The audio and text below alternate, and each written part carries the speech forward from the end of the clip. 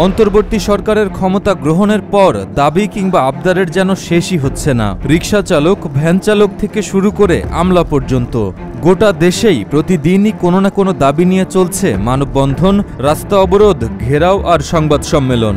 দাবি দেওয়ার মিছিল দেখে সাধারণ মানুষের ভাষ্য, তারা দেশ সংস্কার করবে নাকি দাবির ফর্দ শুনবে।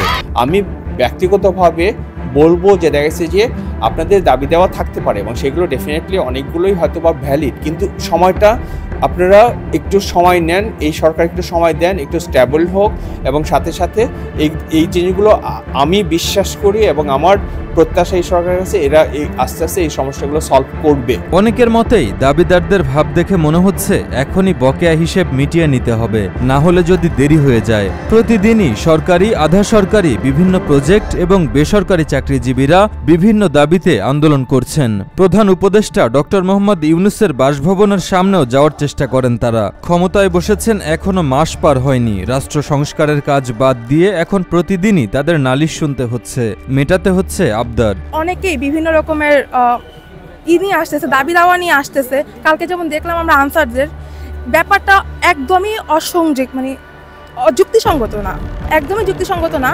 ব্যাপারগুলো যা হচ্ছে একদমই বাড়াবাড়ি হচ্ছে। আমাদের যে এখন আছে অন্তর্বর্তীকালীন সরকার, ওনাদের তো সময় দেওয়া লাগবে। আমরা তো ওনাদের থেকে এত এক্সপেক্ট করতে পারবো না যে ওনারা সব বন্যার পানি সরাই ফেলবে বা সবার দাবি দাওয়া ইনস্ট্যান্টলি সব পূরণ করবে। ওনাদের পক্ষে এটা সম্ভব না। তা ওনারা যা করতেছে আমাদের সবার উচিত তাদের হেল্প করা।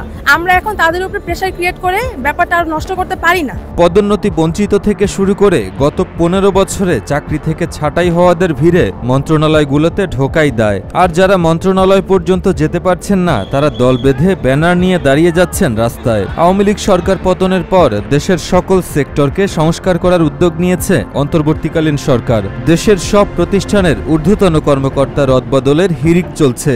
সবকিছু ঢেলে সাজানোর পরিকল্পনা নিয়ে কাজ শুরু করেছে অন্তর্বর্তী সরকার, কিন্তু দাবি দেওয়ার আন্দোলন নিয়ে তারাও এখন বিব্রত। এই মুহূর্তে যারা এরকম আন্দোলন করছে, আমি বলবো হয় এদের দূরদর্শিতার অভাব অথবা এরা কতটুকু দেশপ্রেমিক সেটা নিয়ে আমি সন্দেহ পোষণ করছি, অথবা আর একটা ফর্মে আমার মনে হয় এটা বিভিন্নভাবে ব্যাখ্যা করা যায়। আরেকটা হচ্ছে যে এরা হয়তোবা কোনো স্পেসিফিক মানে পলিটিক্যাল পার্টির অথবা কোনো ষড়যন্ত্রকারী গোষ্ঠীর অংশ হিসেবে এই কাজগুলো করছে। দাবি কিংবা আবদারের ফর্দ দিন দিন এতই বাড়ছে যে আনসাররা পর্যন্ত সচিবালয় ঘেরাও করে অবরুদ্ধ করে রেখেছিল উপদেষ্টা সহ কর্মকর্তাদের। বৈষম্যের শিকার হওয়াদের দাবি পূরণে তাড়াহুড়ো দেখে খোদ প্রধান উপদেষ্টা জাতির উদ্দেশ্যে ভাষণ দিতে বাধ্য হলেন। প্রতিদিন সচিবালয়ে, আমার অফিসের আশেপাশে, শহরের বিভিন্ন স্থানে সমাবেশ করা হচ্ছে। গত 16 বছরের অনেক দুঃখ কষ্ট আপনাদের জমা আছে, সেটা আমরা বুঝি। আমাদের যদি কাজ করতে না দেন তাহলে দুঃখ ঘোচানোর সকল পথ বন্ধ হয়ে যাবে। আপনাদের কাছে একান্ত অনুরোধ, আমাদের কাজ করতে দেন। দেশের বিভিন্ন এলাকায় চলছে নানান বিষয়ের দাবি আন্দোলন। বিভিন্ন পেশাজীবী সংগঠন থেকে শুরু করে রাজনৈতিক দলগুলোও চালিয়ে যাচ্ছে বিক্ষোভ কর্মসূচি। দেশ সংস্কার করবে, এখন সেটার জন্য যদি যৌক্তিক দাবি পূরণ করা লাগে তো করবে, আর যদি যেগুলো হচ্ছে আগে নষ্ট করা হয়েছে, ধ্বংস করা হয়েছে, সেগুলোর যদি উন্নয়ন করা লাগে সেগুলোও করবে। আমরা অন্তর্বর্তীকালীন সরকারের উপরে যথেষ্ট পরিমাণে আস্থা রাখছি। এই সরকার মাত্র 15-16 দিন ধরে সরকার করেছে, তারা যেটু করেছে আমরা তাতে অনেক খুশি। আমি মনে করি সবাইকে ধৈর্য ধারণ করতে হবে, এই সরকার সবাইকে অনেক কিছু দিবে। অন্তর্বর্তী সরকারকে রাষ্ট্র সংস্কারের সময় দেওয়ার দাবি জানিয়ে বৈষম্য বিরোধী ছাত্র আন্দোলনের সমন্বয়ক সার্জিস আলম বলেছেন, বিগত 16 বছর ধরে যেসব মানুষ কথা বলার সাহস করেননি, তারাই অন্তর্বর্তী সরকার গঠন হওয়ার সঙ্গে সঙ্গেই চাচ্ছেন সব সমস্যার সমাধান হয়ে যাক। এই মানুষগুলো তাদের ব্যক্তিগত কিংবা গোষ্ঠীগত ছোট উদ্দেশ্য বাস্তবায়নের জন্য রাজপথে নামছেন বলেও মন্তব্য করেন সার্জিস।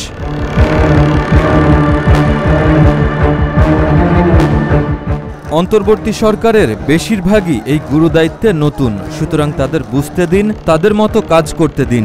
রাষ্ট্র সংস্কার জরুরি, যার সুফল একদিন সাধারণ মানুষই পাবে। রাস্তাঘাট, অলিতে গলিতে আন্দোলন না করে সংস্কার কাজে সহযোগিতা করার সময় এখন। যারা রাষ্ট্র পরিচালনা করছেন তারা যথেষ্ট যোগ্য, তাদের কাজ করতে সময় দিতে হবে, তাহলে এমনিতেই ন্যায্য প্রাপ্য সবাই পেয়ে যাবেন, এমনটাই বলছেন বিশিষ্টজনেরা।